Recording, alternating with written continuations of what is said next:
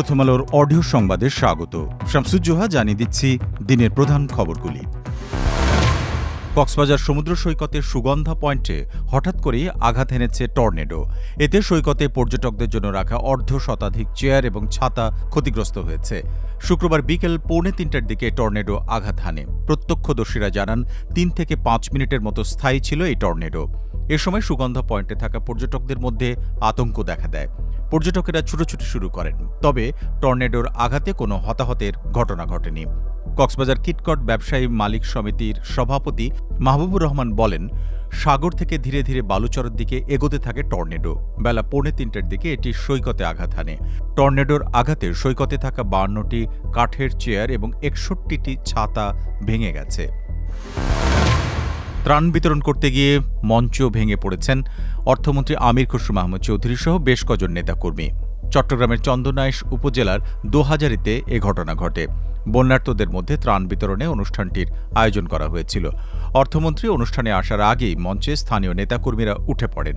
তাদের মঞ্চ থেকে নেমে যাওয়ার জন্য মাইকে বেশ কয়েকবার ঘোষণাও দেওয়া হয়।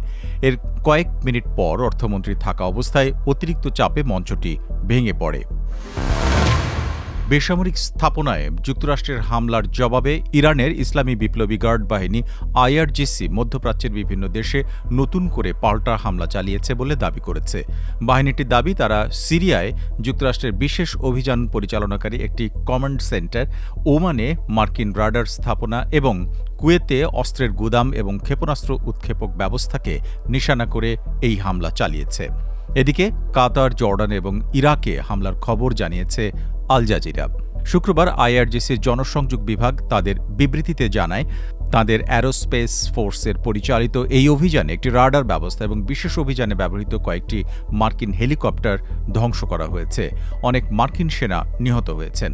বিবৃতিতে আরও বলা হয়, বুধবার 15 জুলাই ইরানের দক্ষিণ পূর্বাঞ্চলীয় ইরান শহরের কাছে বামপুরে সেনাবাহিনীর 388তম ব্রিগেডের ঘাঁটিতে যুক্তরাষ্ট্রের বিমান হামলায় নিহত 7 ইরানি সেনার মৃত্যুর প্রতিশোধ হিসেবে এসব হামলা চালানো হয়।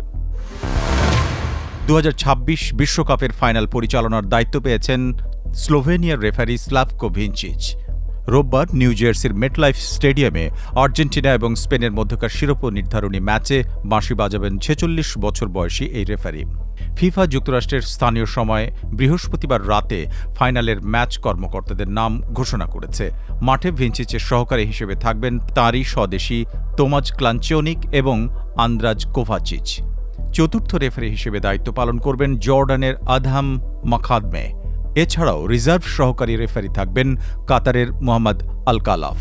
2010 সালে ফিফার আন্তর্জাতিক রেফারি স্বীকৃতি পাওয়ার পর থেকে 1.5 দশক ধরে ইউরোপ এবং আন্তর্জাতিক অঙ্গনের বড় প্রতিযোগিতায় রেফারিং করে আসছেন ভিঞ্চিচ। ক্লাব ফুটবলে 2024 সালে রিয়াল মাদ্রিদ বরুসিয়া ডর্টমুন্ডের উয়েফা চ্যাম্পিয়ন্স লিগের ফাইনালের বাঁশি ছিল তাঁর হাতে। ফিফা বিশ্বকাপে ভিঞ্চিচের অভিষেক 2022 সালে কাতারে। সেবার 2টি ম্যাচ পরিচালনার পর এবার 2026 আসরে এরই মধ্যে 3টি ম্যাচে দায়িত্ব পালন করেছেন। গ্রুপ পর্বে ব্রাজিল, মরক্কো এবং জর্ডান, আলজেরিয়া এবং শেষ 32-এ মেক্সিকো, ইকুয়েডরের ম্যাচ ছিল তাঁর দায়িত্বে। সব মিলিয়ে আর্জেন্টিনা স্পেন ফাইনাল হবে তার কেরিয়ারের 6ষ্ঠ বিশ্বকাপ ম্যাচ এবং চলতি আসরের 4র্থ। এই ছিল এখনকার মতো। প্রথম আলোর অডিও সংবাদ শুনুন আমাদের ইউটিউব চ্যানেল, ফেসবুক পেজ এবং ওয়েবসাইট prothomalo.com-এ।